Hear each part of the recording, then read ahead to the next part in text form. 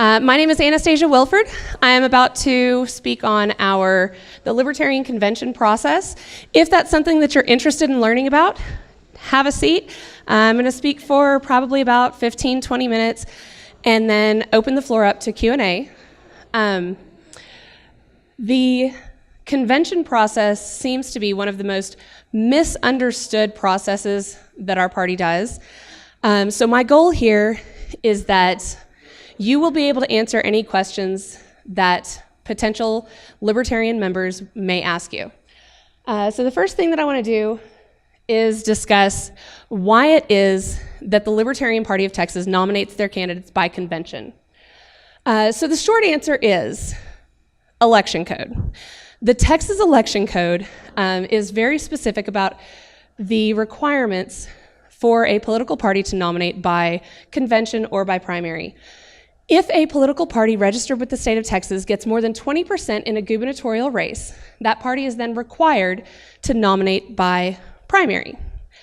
If they get less than 2% in the gubernatorial race, they are required to nominate by convention. And then the gray area in between, 2% to 20%, is where that party gets the choice of whether or not to nominate by convention or by primary.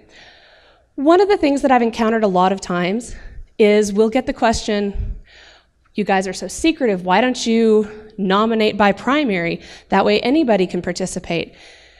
Particularly in 2018, the answer is that we are required by Texas election code to nominate our candidates by convention. The reason that we have, in years when we've had the option to go primary or convention, has largely been because of the size of our party. We are performing well enough in the general election. However, Texas has 82 affiliated counties out of 254. That's just shy of 1/3. In order to host primaries, you have to have people staffing every single precinct location, handing out ballots, verifying people's voter registration status, and we simply, at this point, many of our counties could handle it. But that leaves 2/3 of all of the counties in the state of Texas that would not be able to sustain those primary elections. So that's one of the big reasons. One of the other ones is that primaries are funded by taxpayer dollars. Not entirely, and the parties do have to fund those initially, but they do get reimbursed with taxpayer dollars. And so, being libertarians, I'm sure you're all familiar with our position on taxes, and so receiving those funds feels like a betrayal of our principles, and that's obviously not something we want to do when we're touting ourselves as the party of principle, right? The biggest con to not holding our nominations by primary is we don't get that voter data. The argument that a lot of people have made when we've been eligible is that we should nominate by primary because we can get that data. The people who vote in primaries don't directly correlate to the people who participate in our convention process. We get a much, much, much lower turnout to our conventions than we would in the primaries. And that really goes for any political party. To participate in the conventions, which the Republicans and the Democrats both hold, the people who are participating in that are a small sliver of the people who are voting in their primaries. So we're not getting that voter data, and that is definitely unfortunate. If you've been involved for very long, you know that changing those requirements are something that we are very interested in. And I'll tell you a secret, there's rumor that in the next legislative session, the requirements to hold primaries may actually be removed so that the other parties don't want to hold primaries either. It's a pain. So we may actually be seeing a big shift in primaries versus conventions in the state of Texas. Did you have a question? Yeah, you said that we don't have access to the voter data. Mm-hmm. You can. But I don't know how much time delay there is between primary and that. There is. So you can get a list of all of the registered voters in your county, in the state. However, the difference is you can see who's voting in the Republican primaries and you can see who's voting in the Democratic primaries. And we can use that data to kind of deduce who may support us, people who religiously vote in the general election but never vote in the primaries probably are people. A lot of them, not all of them. But if we were holding primaries, what we would get is a list of people voting in the Libertarian primary too. So that does get you a little bit more value out of there. Moving on, a lot of people are not familiar with, especially if they've never been to a convention, what happens there. Is there anybody here who hasn't been to a state convention before? You haven't? You haven't? Okay, so we've got a few. We have several levels of convention. We have precinct, county, district, state, and national. It's a busy season for us. But across all of those, we elect leadership, we nominate candidates, we amend our rules or bylaws, whichever is applicable for the level.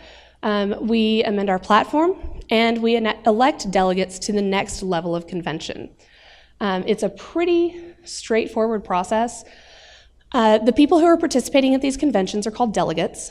A delegate, first of all, at our precinct level, those are just people who are registered to vote and did not vote in the primary or participate in the convention of another party. So we don't have delegates there, we have participants. But at every level above that, the delegates are people who were elected at the prior level to represent that organization, represent their interests, represent the rest of their membership.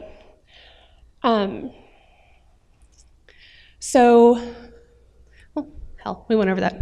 You get elected to be a delegate at the next level. I hope you guys will forgive me. This is actually the first time that I have had a formal speaking engagement. I do WebEx and things like that all the time. This is a first for me, though. So we do have a few special cases. One of the questions that we get a lot of is, if my county is unaffiliated, can we still hold precinct and county conventions? The answer is no. According to Texas Election Code, it is the county chair or a member of the executive committee that has to formally file with the county elections office that conventions will happen. Because of that, if the county is unaffiliated, they don't have a chair, they don't have an executive committee, they can't hold conventions. That's one of the reasons that we put out a lot of information in the months leading up to conventions, trying to let people know, if you want to participate, you better step up. If nobody else has stepped up yet, you'd better. Another one, if a county does not send delegates to the convention, are they still affiliated? Primarily, we get this question about state convention, because there are maybe people in El Paso or far north Texas who just cannot make the trip down to the state convention. If anybody asks you this, yes. Your county does not have to send anybody to state convention as long as you properly file for and hold your precinct and county conventions. Then your county is going to remain affiliated. The other thing is, the reason that is that if your county doesn't hold precinct, it seems intuitive as far as county convention goes, but if your county doesn't hold precinct conventions, there are no delegates to the county convention, and therefore that convention didn't happen. So you do have to do both of them. We do have limits at certain conventions on how many delegates can participate. At precinct convention, literally you could have every single person in your precinct who is registered to vote show up and participate at that precinct convention. There's absolutely no limit, and there is no limit on the number of delegates that a precinct can send to the county convention. Anybody who is present at the precinct convention is automatically a delegate to the county convention, and the members of that precinct can elect other people registered to vote in their precinct to be delegates to the county convention if they're not in attendance. The question that we get a lot of times, and it's going to seem completely intuitive once you kind of hear it, but the question that we get a lot is, so I'm from Precinct 1. I'm at county convention, but I've got a friend in Precinct 2 who's not going to be able to be there. Can I nominate them to be a delegate to county? And the flat answer is no. If there's nobody from that precinct at convention, that convention didn't happen. And therefore, if that convention didn't happen, nobody can send delegates to the county convention. Same goes for really at any level. To district convention, there are no limits, although the only people that can participate in a district convention, and this is for districts that touch more than one county. Districts For instance, Harris County, Tarrant County, Travis County all have things like House districts and congressional districts, some of which are included entirely within that county. Those are done at county convention, but for district conventions, for a district that touches more than one county, the county can send as many delegates to that convention as they want that are registered to vote in that district. At county conventions, when electing or when nominating people for district offices entirely in that county, everybody in the county can vote on that particular nomination. You had a question?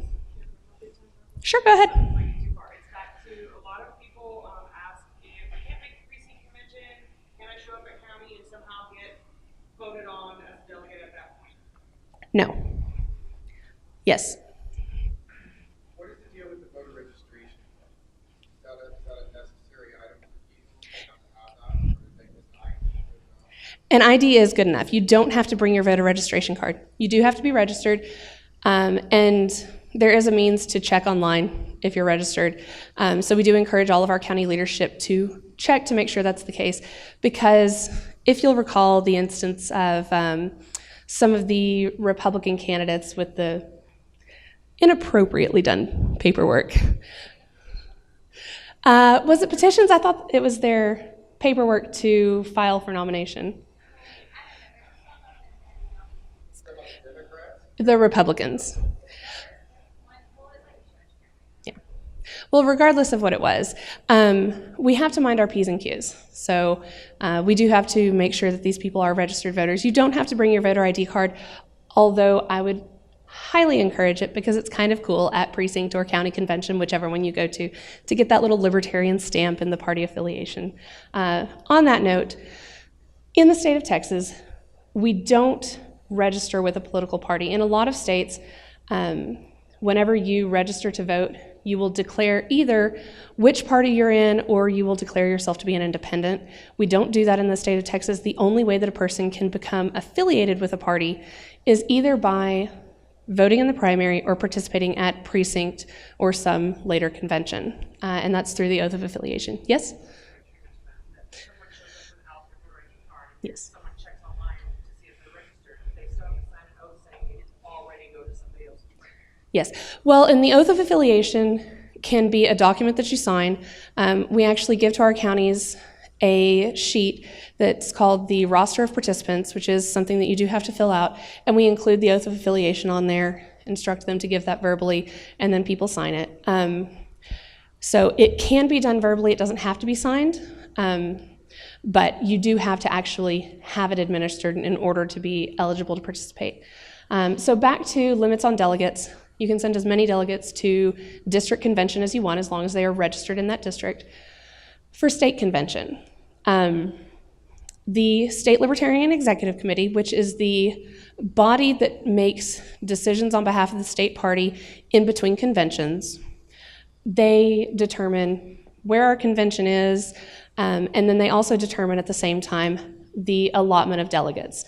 Typically that's done based on a county's performance in the most recent gubernatorial race, although it could be on any statewide race. In particular this time, our minimum was set at 4, and then depending on your performance, the number of votes that you got, not the percent, you're allotted additional delegates. So there is a limit there.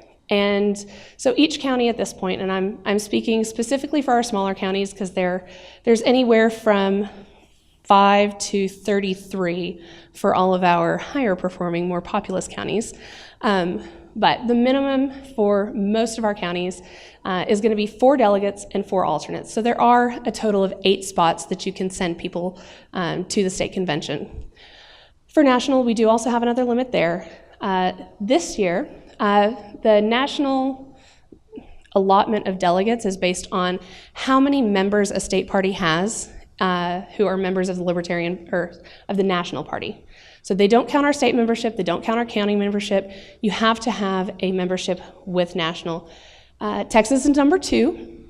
Unfortunately, we've been trying really hard to kick California out of that top spot, but we do have 73 delegate and 73 alternate spots for national convention. One of the things is, who here's ever been to a national convention? 1, 2, 3, handful. Very cool. Okay. So you guys are aware. One of the things that you will see a lot of at National Convention is people from other states as delegates people from one state as delegates for another state. That's not something that Texas can do according to our state rules. All of our delegates have to be from Texas. However, if by chance you want to be a national delegate and for some reason you don't get elected at state convention, the thing that I would recommend to anybody to do is reach out to other states. See if they have open spots, and if they do, most of them will seat you. Really cool thing. So even though California is actually allotted more delegates than we are, at least the last 2 national conventions that I know of, we had more people. We filled our spots, and then we filled a bunch of other state spots too. So, we can have the biggest voice at National Convention, no problem, despite our rules, just because of the lackadaisical nature of some other states. Let's see. So something that we've only just implemented in the last 2 years is alternates. An alternate is somebody elected to fill a vacant delegate spot. If a delegate gets up to P, they can come in and vote while that person is gone. If somebody leaves, they're just done with the convention, they voted on whatever was important to them and they're going, they can fill in that spot. Any number of things. If they, go to take a smoke break, go to lunch, whatever it is, those alternates are there to maintain the voting strength of the county or the state, whatever the case may be. Currently, unless your county bylaws say otherwise, the only places that we have alternates are state convention and national convention. Okay, I covered this a little bit earlier, but I want to say it explicitly and pointedly. Delegates and alternates have to be from, you cannot elect a delegate, for instance, from Tarrant County to be a delegate for Williamson County. Not a thing that you can do. Don't even try it. And let's see. So quick, I'm going to do this real quick and then let you guys ask questions. Just a breakdown of what exactly happens at conventions. Precinct convention, you're going to elect a convention chair and elect a convention secretary. The chair is going to just conduct all of the votes and everything. The secretary is just going to write down everything that happens. You're going to elect your precinct leadership. In the vast majority of our parties, that's just a precinct chair. If your county is killing it, if you've got 15 people at your precinct convention, I would recommend electing more. Same format as every other level of the party. Chair, vice chair, secretary, treasurer is where you start. And the last thing that happens at precinct convention is going to be electing additional delegates to the county convention. At county convention, you're doing a little bit more. If you'll notice at precinct convention, you didn't make any nominations for public office. Precinct and county level offices are going to be nominated at the county convention. So you're going to, same deal, elect your convention officers.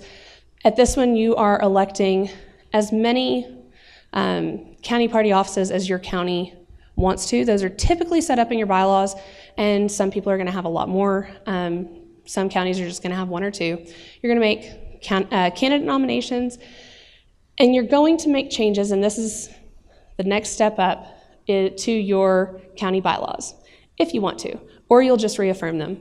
The vast majority of our counties, your bylaws are going to expire at the end of the convention, so while you're there, you want to reaffirm them so that you have something. Otherwise, in the state of Texas, according to our rules, your county party cannot have more than a county chair if you don't have bylaws. So have bylaws so that your county can grow. Other than that, you're going to elect district delegates and state delegates.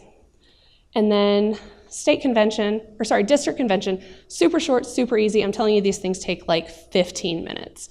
You're going to elect your convention officers, you're going to make candidate nominations, and that's it. And again, that's only for districts that touch more than one county. State convention, we actually have rules that outline exactly what order everything's going to take place in. So we're electing convention officers. we're going to make amendments to state party rules, which are the same thing as bylaws. We only call them rules because that's what Texas Election Code requires us to call them. We have to have rules. So they serve the same purpose, but don't get confused. We're going to make nominations for public office. Those are only statewide offices. We're going to make nominations for party officers. That's going to be chair, vice chair, secretary, and treasurer.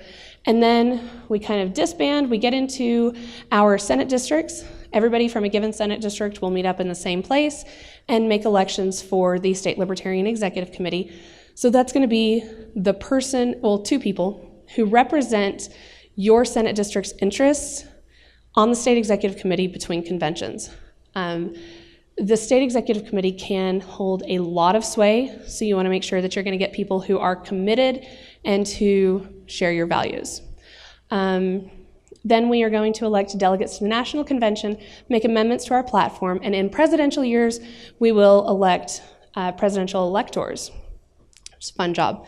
National Convention, super easy. Elect convention officers, make amendments to national bylaws, election of state officers, and at-large members, which are simply people who are representing, they're voted on by the entire attendance of the National Convention. And then we break apart, we elect our LNC reps, that's the Libertarian National Committee, and those are not districts that are ever set in stone. It's just kind of a coalition of states who come together to have at least 10% of the total Libertarian membership at national. They come together, they can be contiguous, they don't have to be. We could literally have Maine and Washington and Texas and Florida, if that made up at least 10% of the national membership. So we'll elect those, and then we will make nominations for president and vice president, again, in presidential years. That's a breakdown. I know that was a lot of information, but I will be making this slideshow available, which I know y'all didn't get to see it because I didn't write in full sentences, and that was kind of embarrassing.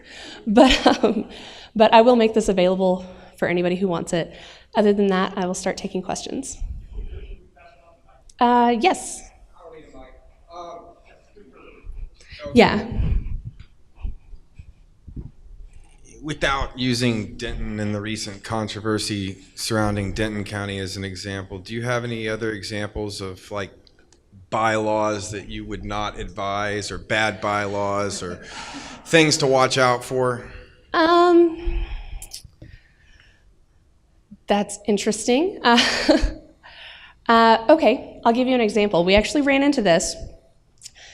We had a chair in an affiliated county resign, and there were other members of their executive committee who were still in place. They had other voting members, but their bylaws required that, let me see if I can get the wording on this right. It doesn't matter. Essentially, they had to have 10 members in order to call a meeting, and they had 8. And they didn't have anybody else that they could pull in because they didn't have a means, according to their bylaws, to affiliate new members. So I would say things like, especially if you're in a small county, don't do that. Whenever, I'll tell you my own horror story. Whenever my county first got affiliated, This is Cherokee? Yes, yeah, Cherokee. Whenever Cherokee first got affiliated, we just pulled one of the bigger county's bylaws, I don't remember which one, and they had a threshold for calling meetings that was outrageous for us. And we didn't catch it whenever we first adopted those bylaws. All we did was change the name to Cherokee County and called it good. And it ended up being a massive pain in the butt for us to do anything. So yeah, I would pay attention specifically to which bylaws allow your county to do business, and make sure that if somebody resigns or something like that, you're not hamstringing yourself. Go ahead. Absolutely. You would want to watch for bylaws that are written in a way to concentrate power at the executive committee level and taking power away from the actual membership. Absolutely. I can't really cite specific details, but as you read them, if you kind of imagine going through a scenario of a convention and reading through the bylaws, or whether it's how a bylaw gets changed, look for processes that are allowed by the committee, and whether or not the executive committee has to approve any potential changes before they even get on agendas and things like that.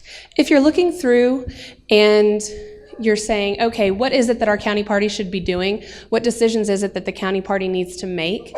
And the vast majority of those decisions are being made by the executive committee. That can cause bad blood.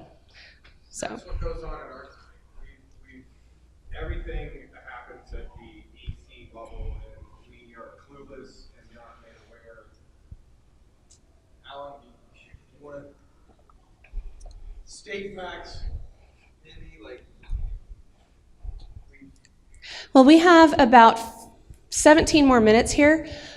So what I would like to do is answer any other questions, and then we can talk about specific instances at that, once other questions, general questions.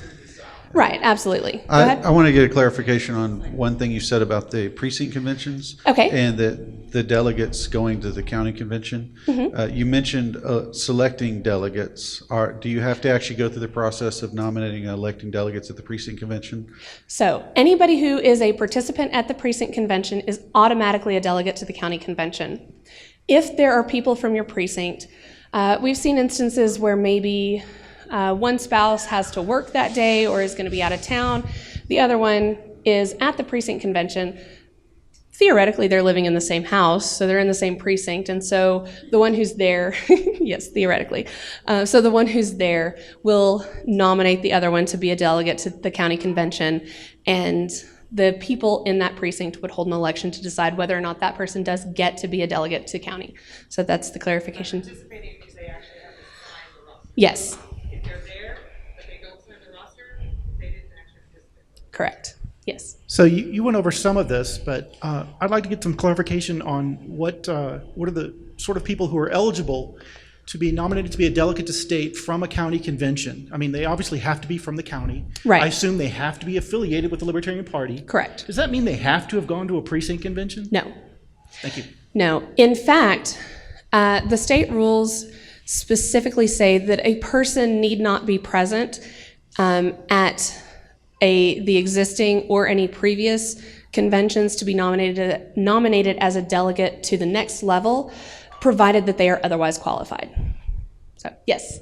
Yeah, I'm still, so, Okay. so let's say Williamson County, for example. We're going to have our precinct mashup, right, which is our precinct convention. Let's say I show up. I automatically am then going to go to the county one, which we hold down at the library. Now, my wife and son are also libertarians, but they don't show up to the precinct mashup. They can or cannot go to the county? They can go as delegates to the county if you or someone else in your precinct nominates them to be a delegate, and the participating members of that precinct convention favorably elect them to be delegates to county. Now, when we talk about precincts, because this is confusing to me in Texas too, we have a precinct. I'm in 343. Right. But we also have a quote precinct, which some groups call a district, which is everything that starts with 3. Right. So there's 350 and 389. We're talking yada, yada, yada. voting So precincts. an individual voting precinct. Yes. All In right. fact, if you look on your voter registration card, I believe the wording on it is voting precinct. And that's the one that's referencing. It's not referencing your Justice of the Peace precinct. Right, It's not referencing your county commissioner precinct, none of that. Well, unless they're Unless line they're the up. same, Yeah, right. That which Wilco that does work out that way. Yes, right above your name. Right. Okay. Yes. Oh, was your question dead? I think so. You think so? Okay. So potentially, I mean, let me just kind of go crazy. So let's say man, we've really done a great job, and I can get people from every single precinct in District 3 to show up, and it's like 85 people. And those 85 people could nominate 10 people a piece. Theoretically, you could have 8,500 people show up at a district. Is that theoretically the way it works? Theoretically, yes. Okay, thanks. Yeah. There are some limits according to Robert's rules, which this is going to depend on if your county has adopted a parliamentary procedure. The state party uses Robert's rules, and so by default, most of our counties use that, although I know a couple of instances where they use other ones whose names I can't think of right now. But Robert's rules does, unless your bylaws or your rules have something specific, say that only one person can only nominate one other person. But barring something like that, then theoretically they could nominate as many people as they wanted. And has happened before. Yes. Oh, wait, you had a question. Yeah. Are there any counties that you could direct us to that have like impressive bylaws or something we should be emulating or looking at? So in my work with the operations department, one of the things that we've been trying really hard to do is help build strong counties. And so we've developed a lot of resources for them, one of them being a bylaws template. This template is geared toward new counties that aren't going to have a whole bunch of members. So things like I mentioned earlier about how many members it takes to call a meeting and stuff like that, how many members it takes to define quorum, are going to be accounted for in there. I pulled, Carrie and I worked on it together. Whenever we worked on these, we pulled from a lot of different county bylaws. We pulled from some of the larger, more established counties. We pulled from some mid-range counties, and we pulled from some brand new counties, but very rural counties with low membership numbers, as well as bylaws from other organizations. And maybe I'm biased, I probably am, but I think they're really good. And I think that they do a good job to facilitate active participation and help to maybe not prevent, but offset stagnation of part of the membership. So it's available on the state website under the Resources and Convention tab. Resources and Convention Materials is where to find it. Yes? I spoke to John the other day about the nomination process stuff, and I believe what we came to understanding was you can only nominate one until everyone else had a chance to make nominations. Sorry, yes, you're right. Then you can make more nominations. Yes. Yeah. But I have a question about county bylaws. Can a county, to your knowledge, write further restrictions on who can become a delegate? Say we wanted to add an oath that Bexar County wanted to add an oath that people had to take before they become a delegate. Would there be any restriction on doing something like that? I would strongly advise against it because election code is actually what outlines who can participate in conventions. And if you were to add additional restrictions, you could potentially run into issues with the Secretary of State. What if your oath violates my religious views? Now I sue you for violation. Well, I'm not making a recommendation here. This Right. is something that I've mulled over myself in my own head. I sort of view, I know we have election code that governs us, but I sort of view political parties as private entities, and that we should have some say over who our membership is. Yes. And I don't want to be the person that tries to write the litmus test for the Libertarian Party. Right. But I do see, like, I don't necessarily automatically like the idea that anyone can show up and get to decide who Libertarian candidates are either. See, that's the problem I have, is that when did the people get to have a say? Well, It's a shit about these parties and what their say is. The people are the ones that need to be liberated, not these parties. I would agree with you. The people do get a say. The restriction on participation, according to election code, is being registered to vote. And then you get to make the free choice of which political party it is whose process you want to participate in. Now, the argument can absolutely be made, and some states are set up this way, but you get to make the choice of which political party you participate in, and we can say, you know what, you should be able to participate in all of them. And there are pros and cons to that. I think you're absolutely right, Arthur. I like to view political parties as private entities. But in order to continue to have candidates on the ballot and try to get people into positions that influence the laws, we do kind of have to go through this jump through these hoops and all of that sort of stuff in order to maintain our access. Who owns this private entity? Who would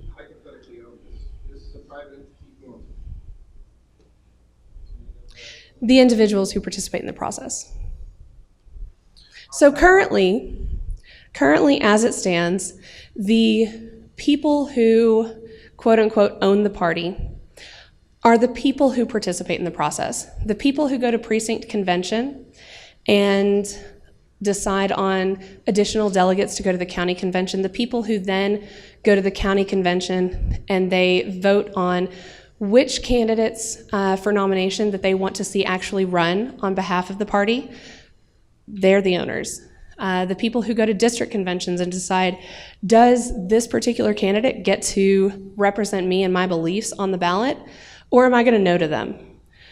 The people at the state convention who decide on our platform what it is that the state party is going to stand for, they are the owners of the party. The people who vote on our rules, our state officers, our select representatives, those are the owners of the party. You could think of it as, well, some people are not going to like this, but you could think of it as a company or an employee-owned business where the employees will get together and decide who's going to work what shifts and what the wages are going to be, and maybe if it's a restaurant, what meals it is that they're going to serve and what hours they're going to be open and things like that. You can think of it like that because the people participating at the different levels they can go through and they can make crazy bylaws. They can say that only people who are wearing purple shirts and yellow tap shoes get to be officers. They could totally do that because this is their party. This is our party. So yeah, does that answer your question? Yeah, it does. Okay. I don't think we should be making anybody swear to libertarian gods. Well, okay, and that's a fair enough point. And I would argue I don't think there are any libertarian gods. Right. But as far as affiliating with the party, unless a county were to create another oath, for example, like the national, Whitney, correct me, is it the pledge? Yes, the pledge. I swear to not initiate force against yada yada, all that stuff. So there's that. But to affiliate in Texas, all you have to do is say that I swear or affirm that I have not participated in or voted in the primary or participated in the convention of another political party in this election year. That's all you got to do. That's more like a testimony. Yeah. Well, that's what they call it, though. That's what election code calls it, so that's what we refer to it as for clarity's sake. Any other questions? Yes. Oh, that was loud. Well, okay, so whenever it comes to the state convention, what is the process to bring, say, a platform change or a rules change from the floor? Ooh, okay. Yes. So first of all, I would recommend if you have a platform or rules change that you want to see happen, don't wait till it gets don't wait to get to the convention. Reach out to the platform committee, reach out to the rules committee. It's really easy to get in touch with them. It's platform@lptexas.org or rules@lptexas.org. Send them an email, let them know what it is that you want. I would recommend if it's a rules change or a platform change, copy the text, show what it is that you want to change. If it's something brand new, give indication of where in the rules or the platform it is that you think that it should be.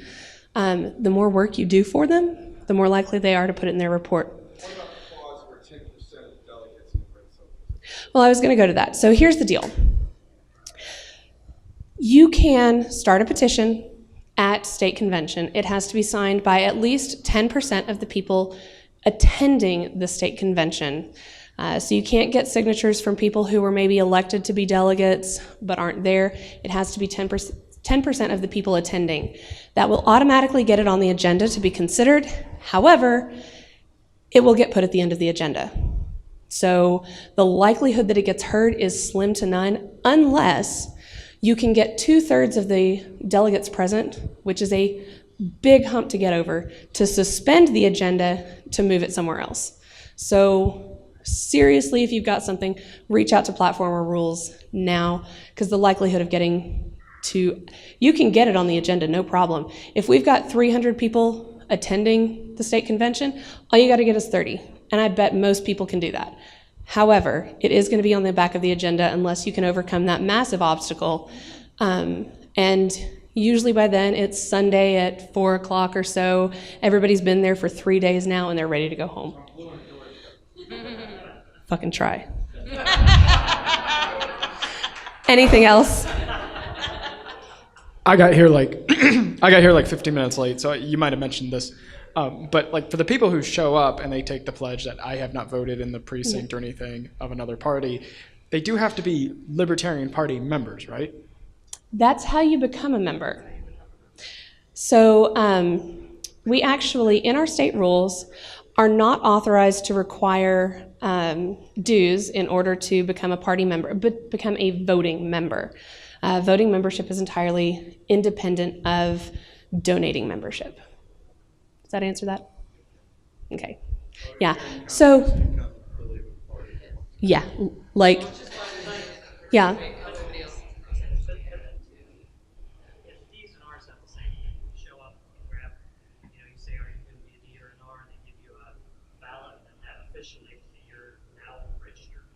Exactly.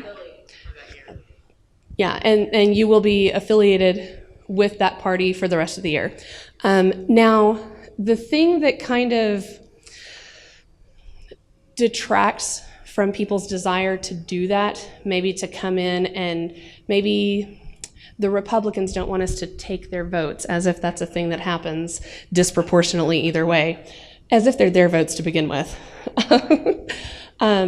So the thing that detracts from that is, at least in Texas, according to election code, if you are affiliated with one political party, you cannot then be a delegate for another political party. So they couldn't come invade our precinct, a precinct convention, and just screw up our counties, and then run back to the Republicans or the Democrats and go to their national convention or their state convention.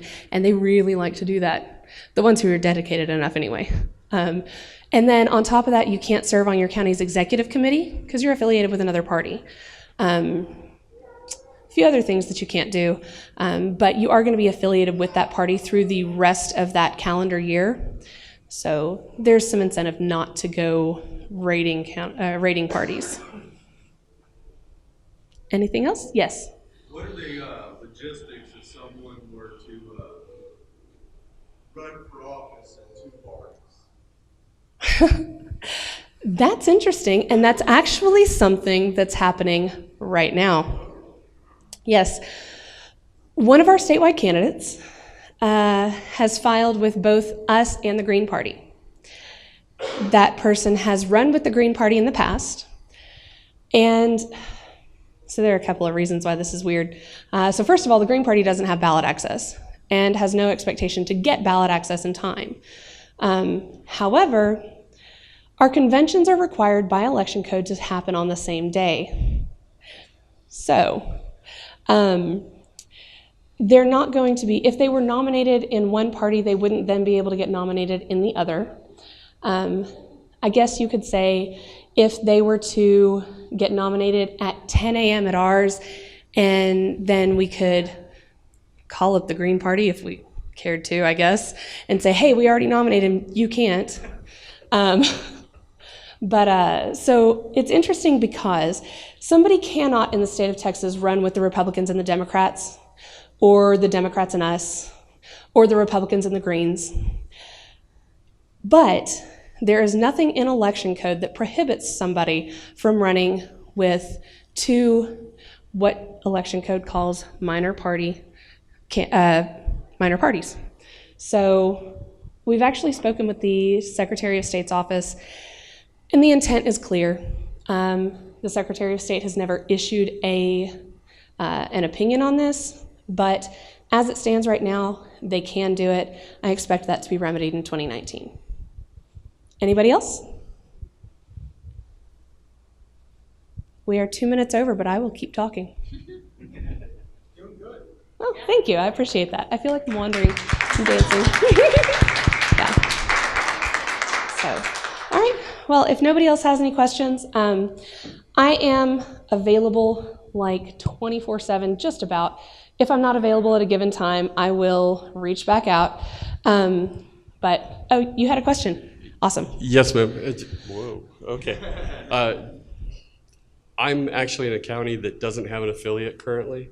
Oh, what county are you in? Wilson. Wilson. Wilson. Yes, you've seen Okay. the email. I have. Okay, yeah.